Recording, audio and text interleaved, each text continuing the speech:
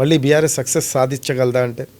Sir obviously ఇప్పుడు మనకు లోకల్గా చాలా స్టేట్స్లో చాలా పార్టీస్ ఉంటాయి, కానీ బీఆర్ఎస్కి ఉన్న యాడ్ అడ్వాంటేజ్ అంటే స్టేటే ఫార్మేషన్లో వాళ్ళు కీలక పాత్ర పోషించారు కాబట్టి లాంగ్ రన్ ఉంటుంది కెరీర్. ఆబ్వియస్గా మధ్యలో ఒక సింగిల్ ఎమోషన్ మీద ఒక పార్టీ పుట్టినా లేకపోతే ఇంకోటి పుట్టినా అది ఉంటుంది, కానీ స్టేటే ఫార్మేషన్ ఉంది కాబట్టి మనకు తెలంగాణ ఉన్న రోజులు బీఆర్ఎస్కి ఎలా అవకాశం ఉంటుంది, ఎలా అనేది ఎంత గెలుస్తారు ఎన్ని సీట్లు అనేది వాళ్ళు చేసుకునే స్టెప్స్ మీద ఆధారపడుతుంది అంతే. సో కాంగ్రెస్కి అయితే కొంచెం మైనస్ ఉంది as per your knowledge and as per your నవంబర్లో రిలీజ్ చేస్తారు. ఇది చెప్తే మళ్ళీ జస్ట్ క్యాజువల్.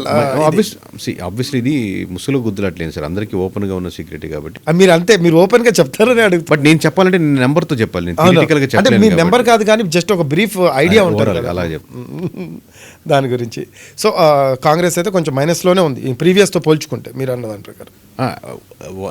ప్రజల మధ్యలో ఉన్నటువంటి యాస్పిరేషన్స్, దానికి ఉన్న కోరికలు తప్పితే ఎక్కడో డ్యామేజింగ్ ఎక్కువ జరిగింది చాలా ఇన్సిడెంట్స్లో.